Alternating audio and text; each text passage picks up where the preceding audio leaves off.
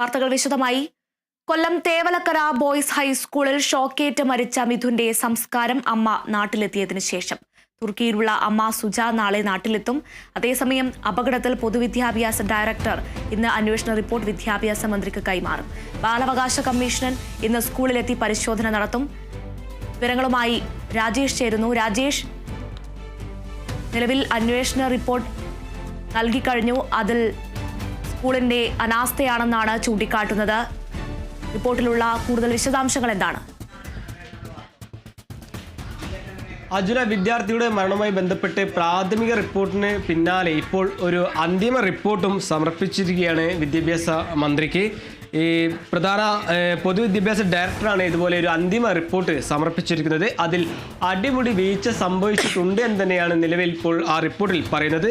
ഇത് പ്രധാന അധ്യാപിക സുരക്ഷാ പ്രോട്ടോകോൾ ഉറപ്പാക്കിയില്ല, അതുപോലെ തന്നെ സ്കൂളിൽ അനധികൃത നിർമ്മാണം തടഞ്ഞില്ല, അതുപോലെ തന്നെ തുടങ്ങിയ കാര്യങ്ങളെല്ലാം ഇപ്പോൾ ഈ അന്തിമ റിപ്പോർട്ടിൽ പറയുന്നുണ്ട്. എന്തായാലും അന്തിമ റിപ്പോർട്ടും സമർപ്പിച്ച സാഹചര്യത്തിൽ ഇന്ന് 11 മണിയോടെ വിദ്യാഭ്യാസ മന്ത്രി വി ശിവൻകുട്ടി മാധ്യമങ്ങൾ കാണും.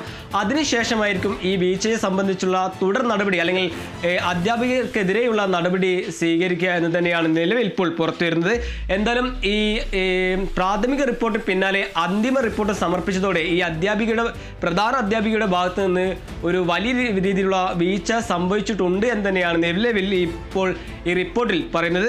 എന്തായാലും ഈ നിലവിൽ ഇപ്പോൾ ബാലാവകാശ കമ്മീഷൻ ചെയർമാൻ KV മനോജ് കുമാറും സ്ഥലത്തെത്തിയിട്ടുണ്ട്. അതുപോലെ തന്നെ ഡിവൈഎസ്പിയുടെ നേതൃത്വത്തിലുള്ള അന്വേഷണ സംഘം ഈ മരിച്ച മിഥുന്റെ പിതാവിന്റെ മൊഴിയും രേഖപ്പെടുത്തിയിട്ടുണ്ട്. എന്തായാലും ഇന്ന് 11 മണിയോടെ വിദ്യാഭ്യാസ മന്ത്രി വി ശിവൻകുട്ടി മാധ്യമങ്ങൾ കാണും. അതിനുശേഷമായിരിക്കും ഈ പ്രധാന അധ്യാപികക്കെതിരെ സ്വീകരിക്കേണ്ട നടപടികളെ കുറിച്ച് എന്തായാലും വ്യക്തത വരികയുള്ളൂ. അജുന,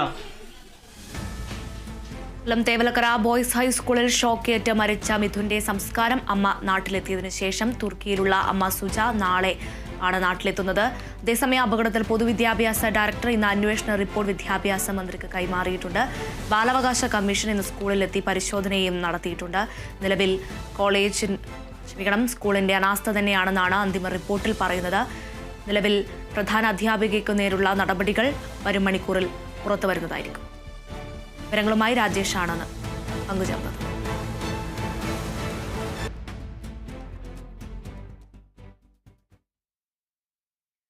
കൊല്ലത്തെ വിദ്യാർത്ഥിയുടെ മരണവിവരം അറിഞ്ഞിട്ടും പാർട്ടി പരിപാടിയിൽ സൂംബ നൃത്തം ചെയ്ത മന്ത്രി ജെ ചിഞ്ചുറാണിയുടെ പ്രവൃത്തി വിവാദത്തിൽ.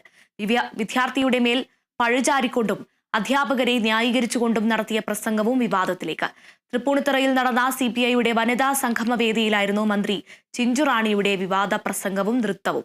പരിപാടി ആരംഭിക്കുന്നതിന് മുന്നോടിയായി നടത്തിയ പ്രസംഗത്തിലാണ് മന്ത്രി വിവാദ പ്രസ്താവനകൾ നടത്തിയത്.